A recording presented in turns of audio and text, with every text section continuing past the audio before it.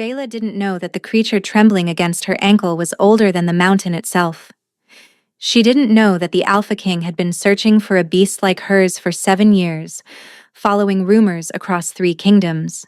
And she definitely didn't know that walking into that tournament arena would unravel a conspiracy that reached the highest seats of power and bind her fate to a king she'd been raised to fear. All she knew was that if she didn't win, Master Corvin would sell her to the Eastern Mines before the month ended. The proving grounds roared with thousands of voices. Vela had never seen so many wolves gathered in one place, alphas from every territory, their beasts prowling beside them like living shadows of power, massive creatures with rippling muscles and gleaming pelts, fire breathers, shadow walkers. One alpha had a beast covered in crystalline scales that caught the sunlight like shattered diamonds. And then there was Nimros. Vela glanced down at the small creature huddled against her worn boots. He was the size of a large cat, with dull gray fur that stuck out in uneven patches and eyes that were slightly too large for his face. His tail, thin and ratty, curled around her ankle like he was trying to hide. "It's okay," she whispered, crouching to run her fingers through his matted fur. "We just need to survive long enough to—" "By the gods, what is that?" The voice cut through the crowd noise like a blade. Vela looked up to find a young alpha standing 3 paces away, his lip curled in disgust. Behind him, a massive wolf beast with midnight fur growled low, its shoulders reaching the man's chest. "That's your beast?" The alpha laughed, loud and mocking. Others nearby turned to look. "Did you fish it out of a gutter?" Heat flooded Vela's cheeks. She straightened, keeping her hand on Nimros's head. "He meets the entry requirements." "Requirements?" The alpha stepped closer and his beast's growl deepened. "The tournament requires a bonded beast of proven lineage. That thing looks like something my wolf would use as a chew toy." Laughter rippled through the growing crowd. Vela felt it like physical blows, each snicker landing on years of similar humiliation.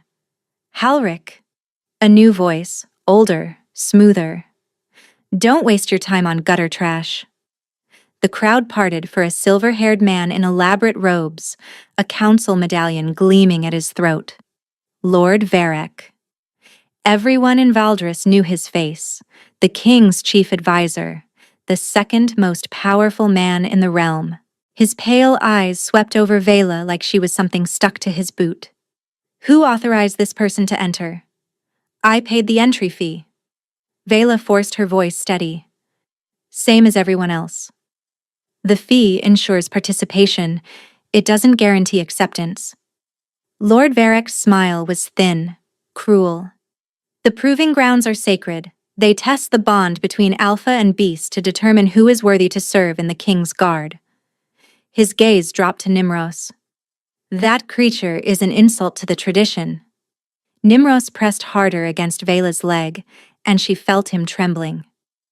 But beneath the trembling, she sensed something else, something she'd felt since the day he'd appeared on her doorstep 4 years ago. A thread of connection that hummed between them, warm and strange and utterly unexplainable. She'd never told anyone about that thread, about the way she could feel Nimros's emotions like echoes of her own, about the dreams they shared or the way he sometimes looked at her with eyes that seemed impossibly old despite his small form.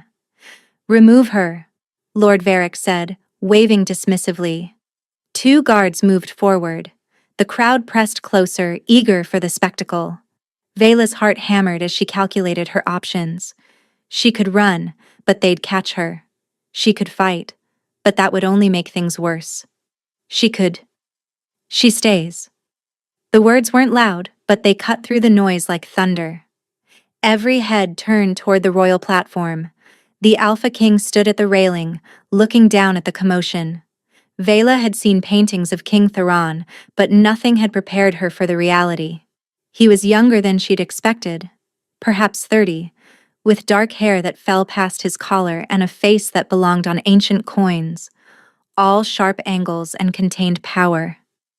But it was his eyes that made her breath catch, golden amber, bright as burning honey, and fixed on her with an intensity that made her feel like prey. No, not on her, on Nimros. Your Majesty. Lord Varric's smooth demeanor flickered for just a moment. This woman's beast is clearly unfit. I'll determine what's fit for my tournament. The king's voice carried the weight of absolute authority. The entry fee was paid. She competes. Lord Varric's jaw tightened almost imperceptibly. Of course, Your Majesty. The king's gaze shifted to Vela, and she felt the impact like a physical force. For a moment, something flickered in those golden eyes. Recognition? No, that was impossible. They'd never met. What's your name? He called down. Vela, Your Majesty. Her voice came out steadier than she felt. And your beast? She hesitated. She'd never spoken Nimros's name aloud to anyone.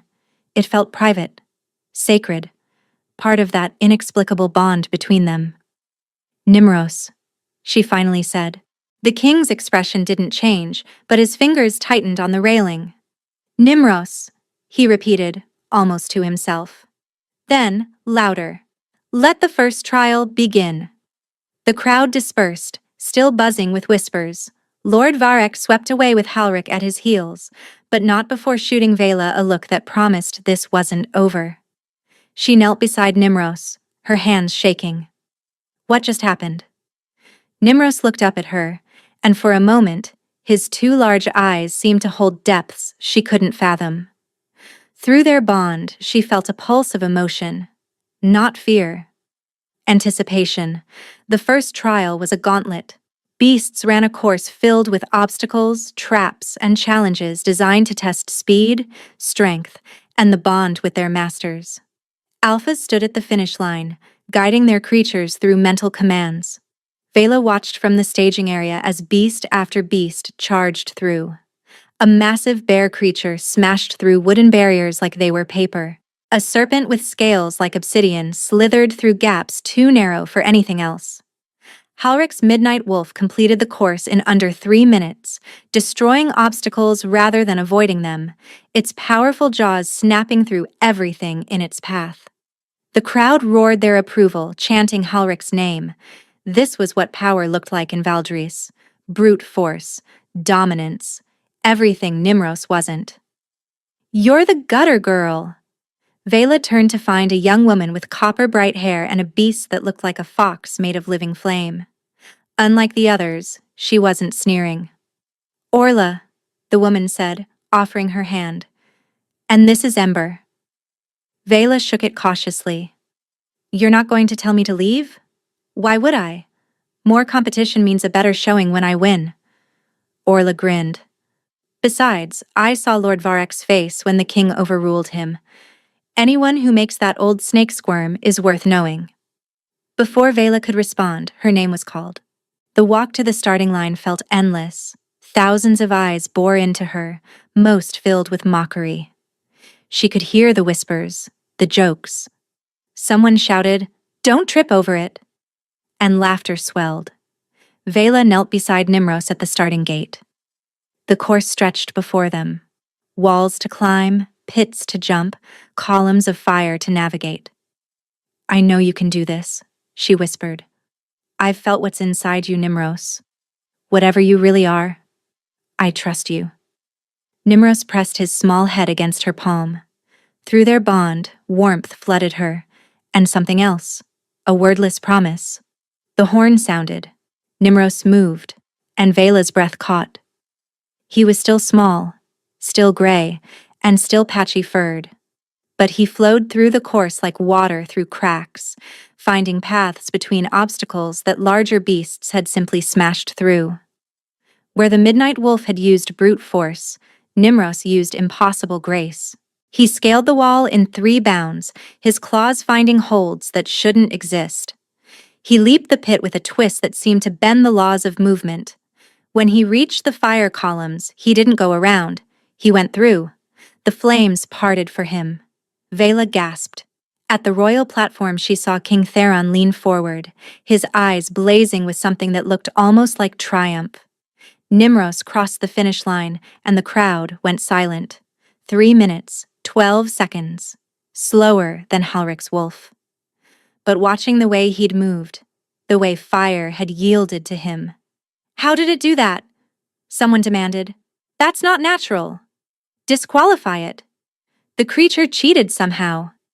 Vela ran to Nimros, scooping him into her arms. His small body vibrated against her chest, and through their bond, she felt exhaustion, but also satisfaction, like a master chess player who'd just shown a single glimpse of his true skill. The time stands. The king's voice silenced the protests. She advances to the second trial. Lord Varric's face had gone pale with fury. Halric looked like he wanted to gut Nimros on the spot. But Vela barely noticed them, because the king was looking at her again with those burning golden eyes, and now she was certain of what she saw there. He knew something. About Nimros. About her. And whatever it was, it had the second most powerful man in the kingdom looking at her like she was already dead. That night, a guard came to her tent. "The king requests your presence." It wasn't a request. Vela followed the guard through the tournament grounds, past the other competitors' elaborate pavilions, toward a structure that made everything else look like children's toys. The royal command tent was practically a portable palace. Inside, King Theron stood over a table covered in maps. He'd removed his formal coat, leaving only a white linen shirt that did nothing to hide the breadth of his shoulders. When he looked up, the lamplight caught his eyes and turned them molten. "Leave us," he told the guard. The tent flap fell closed. They were alone. Vela's survival instincts screamed at her to run. This was the Alpha King. The man who'd crushed 3 rebellions in his first year of rule. Who'd executed traitors with his own hands. Who was said to be able to smell lies like other men smelled smoke. "Sit," he said, gesturing to a chair. When she hesitated, "Please." That single word made her pause. There was no command in it, just a simple request, offered like she had the right to refuse. She sat. "Your beast," Theron said, circling the table to lean against its edge, arms crossed. "Where did you find him?" "I didn't. He found me, 4 years ago." "Where?" "Outside the village where I grew up. Millbrook, in the Eastern Territories." Vela kept her voice steady. "He was just there one morning, sitting on my doorstep like he'd been waiting. And no one else could see him." It wasn't a question. Vela's blood chilled. "How do you know that?" "Because I've been searching for a creature like Nimros for 7 years." Theron's gaze burned into her. A guardian spirit, an ancient being that exists between worlds. They choose their bonded carefully, one every century, sometimes longer. They appear only to the one they've chosen, invisible to all others until they wish to be seen. Vela's mind reeled. That's not possible. Other people see Nimros. They saw him today. Because he allowed them to. Because you entered him in a tournament, and he needed to be visible to compete. Theron pushed off the table, moving closer. "What you call Nimros isn't a beast, Vela. He's older than this kingdom. Older than the mountains. And he chose you." "Why?" The word came out broken. "I'm no one. A servant. I have no power, no lineage. No lineage?" Something dark flickered across Theron's face. "Who were your parents?" "My mother died when I was 6. I never knew my father." "And your mother? Did she have any unusual abilities? Could she do things others couldn't?" Vela's throat tightened. She'd never told anyone about her mother, about the way animals would gather around her, calm beneath her touch, about the whispered accusations that had followed them from village to village. She could speak to creatures, Vela admitted. Not words, just understanding. They trusted her. Beast speaker blood. Theron nodded slowly. Most believe the bloodline is extinct. The last confirmed beast speaker was thought to have died 40 years ago. Beast speakers were hunted. Vela's voice hardened with old pain. Killed for their abilities. My mother spent her life hiding. I know. Theron's expression shifted, and she was surprised to see something like compassion there. My grandmother was a beast speaker. She was attacked when my father was a child. Left for dead by someone who wanted her silenced. She survived, but she's been in hiding ever since. The world believes she died. Vela stared at him. The royal family. Has beast speaker blood, yes. Thin now, diluted over generations. But enough that I recognized what Nimros truly is. He stepped closer, and Vela found herself frozen, caught in the gravity of his presence. Enough that I've been searching for a guardian spirit my entire adult life. Why? Because 7 years ago, something was taken from me. Something precious. Pain cracked through his controlled exterior. And a guardian spirit is the only being that can help me find it. What was taken? Theron was silent for a long moment. When he spoke, his voice was rough. My mother's soul. The words hit Vela like ice water. How is that possible? Dark magic, the kind most people believe is legend. Theron moved to the table, his back to her. My mother wasn't killed in the border raid that took my father's life. Her body died, yes. But her soul was stolen first, ripped from her by someone who wanted the power of beast speaker royal blood. Who? That's what I need to find out. He turned back to face her. Guardian spirits can see between worlds. They can track souls, find things that are hidden from mortal eyes. Nimros could find my mother, if he's willing. If I'm willing, Vela corrected quietly. Yes. Theron's gaze held hers. I won't force you. I'm the king, and you're bound to compete in my tournament. But I won't. Why not? You've crushed rebellions, executed enemies. Why does my consent matter? Something shifted in his expression. A flash of hurt, quickly buried. Because I'm not the monster the stories make me, and because forcing a beast speaker to use her gift would poison whatever answers we found. Vela studied him, the king everyone called ruthless. The man who'd saved her from humiliation, who spoke of his mother's stolen soul with barely concealed anguish, who asked instead of commanded. What exactly are you asking me to do? Help me find who took her soul and where they've hidden it. I have objects from that night. Things touched by the dark magic. He paused. In exchange, I'll pay off your contract with Corvin. All of it. And I'll give you enough gold to disappear. Start fresh anywhere you want. Vela's heart stuttered. Her contract with Corvin was crushing. 800 gold pieces, an impossible debt her mother had accrued in the last desperate year of her life, trying to buy protection that never came. Vela had been paying it off for 6 years, barely surviving the interest. Just like that? Freedom and gold? Just like that. And if I refuse? Then you compete in the tournament, win or lose on your own merit, and leave when it's over. Theron's voice was steady. No punishment. No retaliation. She wanted to believe him. That was the terrifying part, that despite everything she knew about powerful men and their pretty lies, something in her recognized truth when Theron spoke. Can I think about it? The tournament runs for 3 more days. Give me your answer before the final trial. He moved to the tent entrance, holding the flap open for her. Whatever you decide, Vela, thank you for listening. She paused beside him, close enough to catch his scent, pine and something darker, earthier.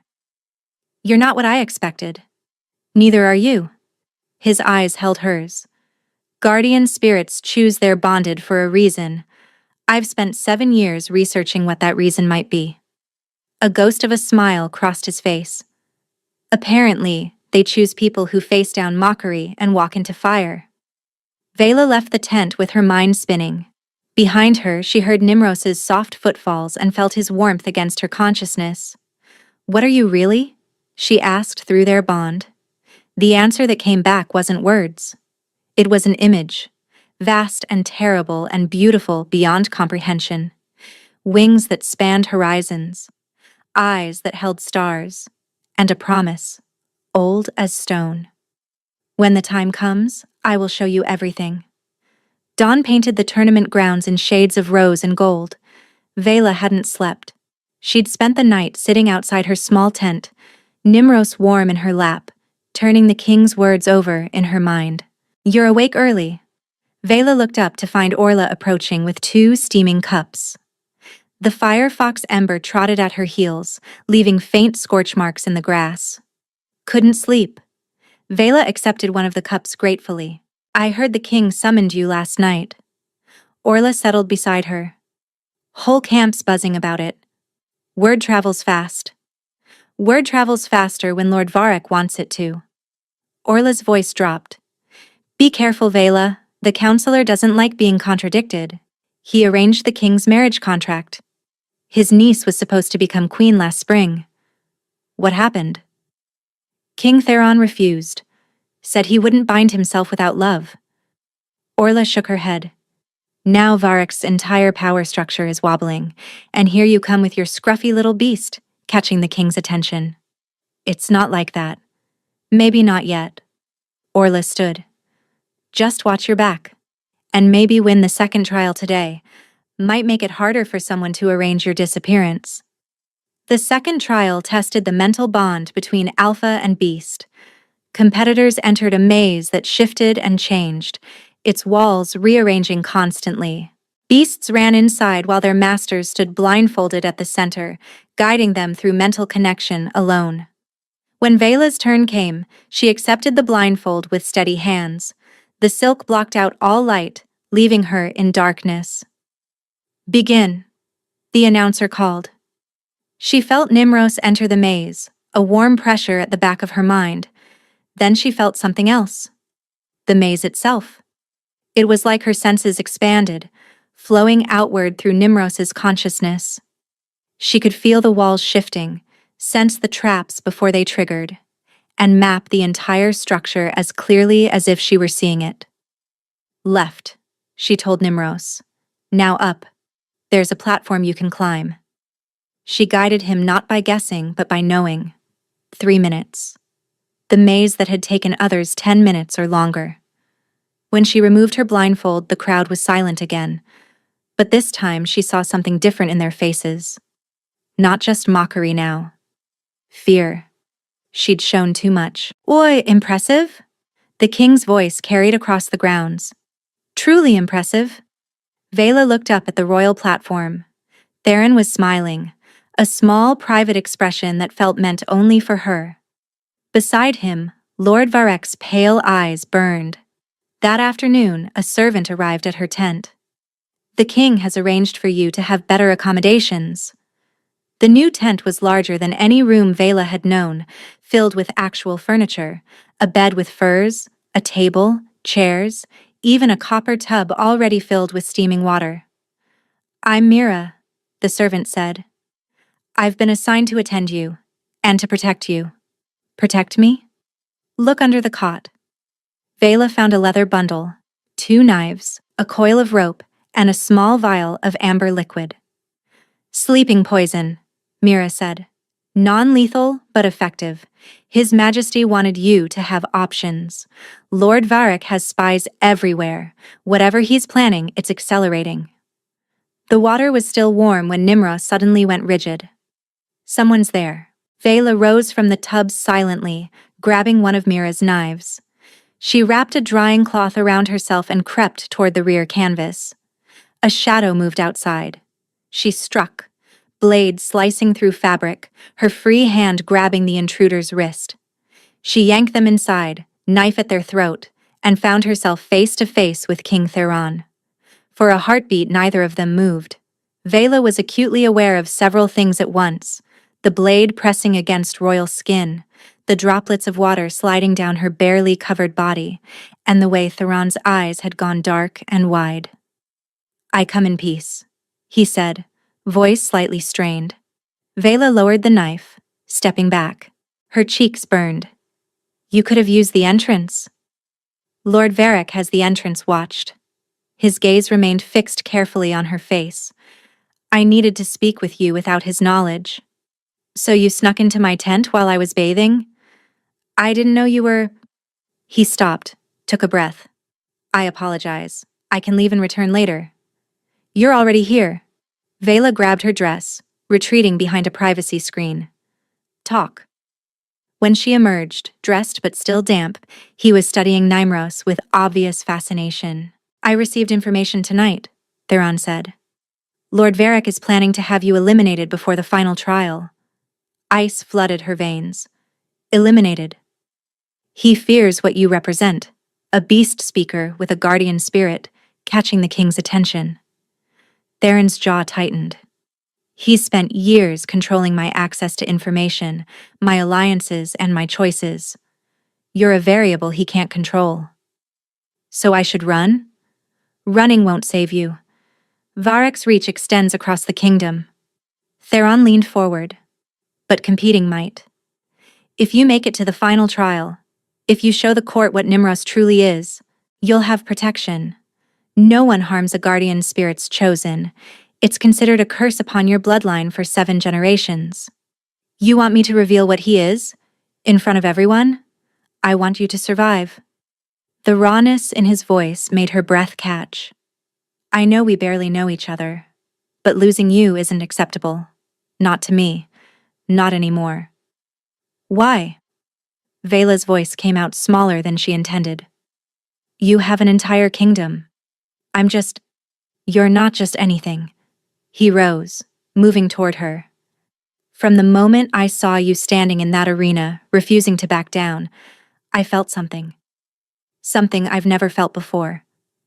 He stopped close enough that she could feel the heat radiating from him. I've spent 7 years alone, Vela. Surrounded by people but utterly alone. And then you walked into my tournament with your impossible beast and your brave eyes, and for the first time in 7 years, I felt hope. He reached out, and she let him. Let his fingers brush her cheek, trail down to cup her jaw. The touch was gentle, questioning. Before we continue, please take 2 seconds to like this video. Vela should pull away. Every survival instinct she'd honed over years of hardship was screaming that this was dangerous, that powerful men always wanted something. But Nimros pressed against her ankle, and she felt something she'd never felt from him before. Trust. I'll compete, she said. I'll make it to the final trial. Relief flooded Theron's face. Thank you. But I want the truth. All of it. About your mother. About Varric. He nodded. Tomorrow night, I'll tell you everything. You'll meet someone who can explain better than I can. Who? My grandmother. The beast speaker everyone thinks is dead. He slipped out before she could respond, leaving Vela with wet hair and a racing heart. The 3rd morning brought rain. The final trial was delayed. That night, Vela followed a map through ancient tunnels carved into the mountain, emerging into a chamber lit by floating orbs of soft light. Theron stood waiting with an old woman in a wheeled chair. Despite her fragility, her eyes were sharp and bright, the same golden amber as Theron's. So, the woman said, you're the one my grandson has been mooning over. Grandmother, Theron warned. At my age, interrogation is the only entertainment left.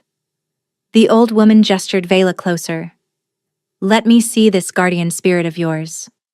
Nimros hopped from Vela's shoulder, sitting before the old woman with unusual formality. Nimros, the woman breathed, tears gleaming.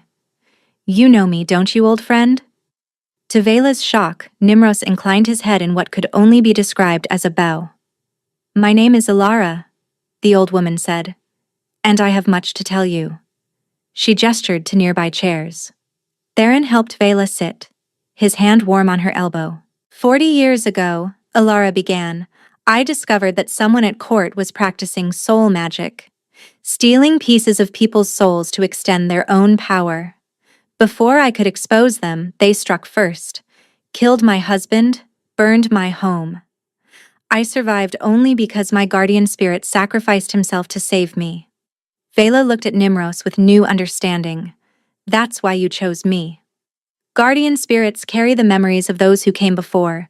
When one dies, another is born, continuing the mission. Alara's eyes met Nimros's. He remembers everything. And 7 years ago? Vela asked. Pain crossed both their faces. Theron answered. The same dark mage struck again. My father was killed in battle. But my mother, I felt her soul being torn away. Lord Varek, Vela said slowly. You suspect him. He appeared at court 38 years ago, 2 years after my grandmother's attack. No one knows where he came from. Vela remembered Varek's pale eyes in the arena, not just contempt, but fear masked as disdain. He recognized me. He knew what I was before I did. Which is why he wants you dead. Theron knelt before her, taking her hands. The contact sent warmth flooding through her. You might be the one who can finally expose him, but I won't ask you to risk your life without giving you a choice. Whatever we find, you decide what to do with it. Why give me that power? Because you've earned it. Because I trust you. He paused, something vulnerable flickering across his face. Because you matter to me. More than the mission. More than revenge. She felt the thread of connection between them pulling taut. When you touched me earlier, I felt something. Did you? Yes, Alara answered. Soul recognition. It happens between people whose fates are intertwined. Magic doesn't create connections, it only reveals them. Vela looked at this king who'd been nothing like the monster she'd expected. I'll help you find the Dark Mage. But I have conditions. We do this together. When it's over, I'm free. And you stop kneeling and sit beside me like an equal. Something brightened in his eyes. He rose and settled into the chair beside her, shoulders touching. Tell me honestly, she said, if I'd chosen to take the gold and run, would you have let me go? Yes, I would have hated it. But your freedom isn't mine to restrict. She believed him. Before she could second-guess herself, Vela leaned forward and pressed her lips to his. Theron went still, a single suspended moment of shock. Then his hand cupped the back of her head, and he kissed her back with a desperation that stole her breath. It wasn't gentle, wasn't careful. It was years of loneliness pouring out of both of them, finding harbor in each other. His other hand found her waist, pulling her closer, and she went willingly, fingers tangling in his dark hair. When they broke apart, both breathing hard, his forehead rested against hers. I've been waiting for you my whole life, he whispered. I didn't know it until I saw you, but I've been waiting. This is too fast. I know. We barely know each other. I know. And there's a dark mage trying to kill me. I know. He pulled back enough to meet her eyes. But I also know that I'll spend however long it takes earning your trust, your heart, your future, if you'll let me try. And if I can't do this, if the fear wins, his thumb traced her cheekbone, then I'll let you go. It'll shatter me, but I'll let you go. Because loving you means respecting your choices, even the ones that hurt. Love. The word hung between them, heavy with promise and terror. From across the chamber, Alara cleared her throat. Nimros is staring at you both like a disapproving parent. Vela looked down. Nimros sat at their feet, two large eyes fixed on them with unmistakable judgment. A laugh bubbled up from her chest. Theron watched her with wonder, like her joy was precious. Tomorrow, she finally managed. The final trial. What happens? The beasts fight, not to death. To submission. She looked at Nimros. When the time comes, will you show them? The answer came warm with affection. When the time comes, little one, I will show them everything. The morning of the final trial dawned clear and golden, as if the sky itself wanted to witness what was coming. Vela stood at the edge of the combat arena, Nimros against her ankle. Around them, Massive creatures made Nimros look like a child's forgotten toy. Halric caught her eye. Ready to watch your rat get crushed? Ready to watch you lose to a rat? His face purpled, but horns announced the king's arrival. Theron took his place on the royal platform. Even from this distance, warmth pulsed between them. Lord Varek sat beside him, silver hair gleaming. When his pale eyes found Vela, she saw it clearly now, fear beneath the contempt. He knows what I am. And he's terrified. Combat rounds proceeded with brutal efficiency. Halric's Midnight Wolf tore through opponent after opponent. Orla's Firefox made it to the semifinals before falling to a stone-skinned creature. "Win this thing, gutter girl," Orla said afterward. When Vela's name was called, her opponent was a woman named Sarah, with a serpent 10 times Nimros's size. "This will be quick," Sarah said. "I'll try to make it painless." "Not yet," Nimros told her. "Let them underestimate us." The horn sounded. The serpent struck and closed its jaws on empty air. Nimros flowed around attacks like smoke through fingers, nipping at vulnerable spots, never staying in one place. The serpent grew frustrated. Nimros exploited each mistake. Finally, the serpent collapsed. Nimros sat on its head, looking bored. 2 more rounds, 2 more impossible victories. The crowd's mockery transformed into uneasy whispers. Then came the finals. Vela versus Halric. "When my wolf tears your beast apart," Halric snarled, "the king will finally see what a waste of attention you've been." "You talk a lot for someone about to lose. Kill it." Slowly. The horn sounded. The Midnight Wolf charged. A blur of black death. But this time, Nimros didn't dodge. He stood his ground. "Are you ready?" "Yes." "Then watch." The wolf's jaws closed on Nimros, and light exploded across the arena. Vela stumbled backward, shielding her eyes. Through their bond, she felt Nimros changing, unfolding, and becoming something that had always been hidden beneath that small gray form. Gasps and screams erupted from the crowd. When the light faded, the Midnight Wolf lay whimpering before a creature that hadn't existed moments before. Nimros stood 15 feet tall at the shoulder. His gray fur had transformed into scales that shimmered between silver and starlight, constantly shifting like the surface of deep water. Massive wings stretched from his back, spanning the width of the arena, each feather edged in pale fire that flickered without burning.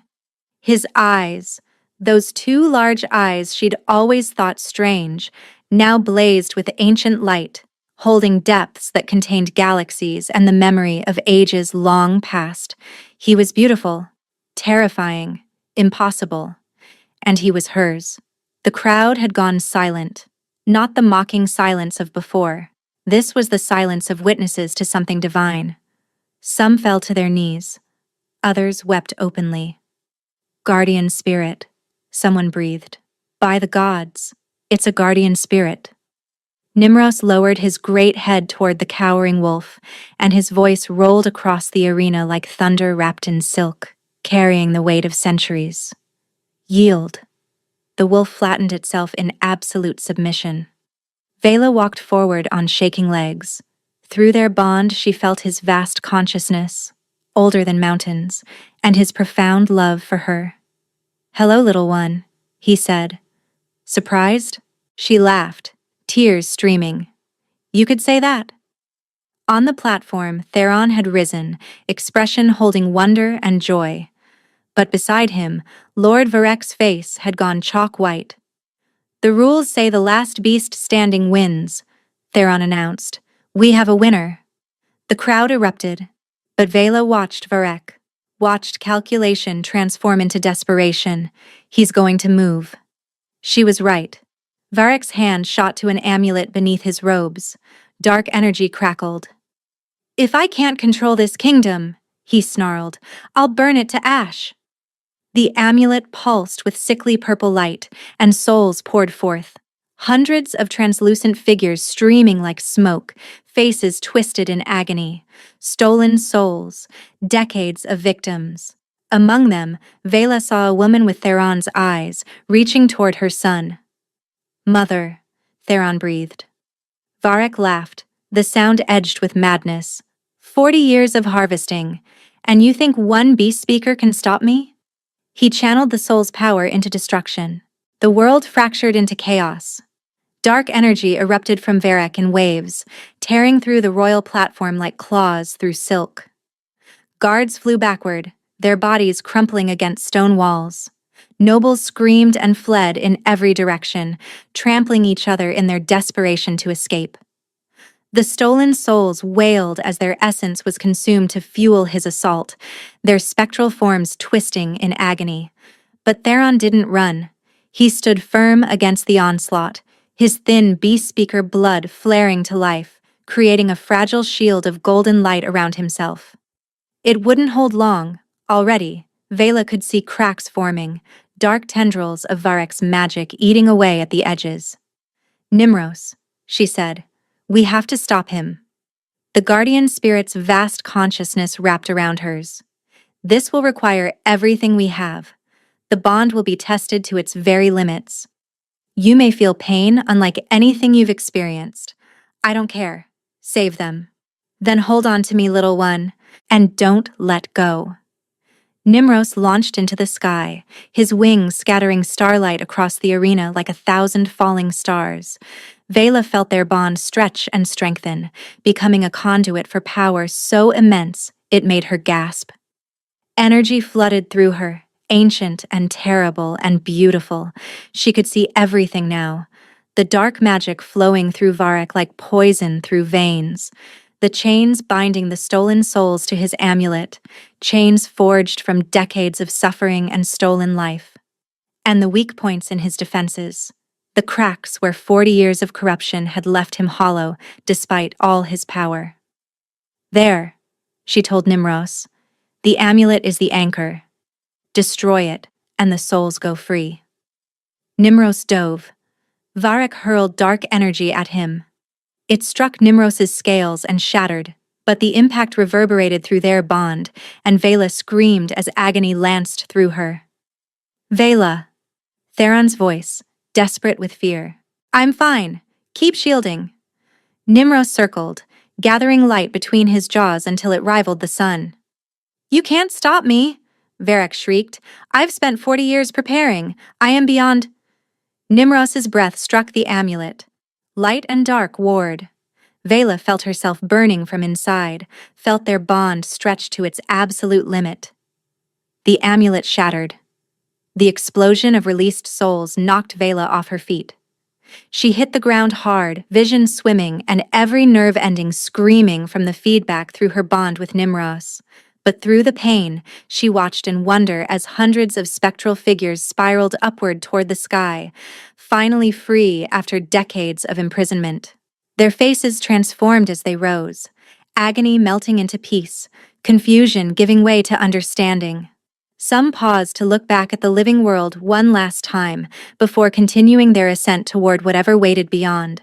One soul, the woman with golden eyes, paused longer than the others, turning back toward her son with an expression of such profound love that Vela felt her own heart crack.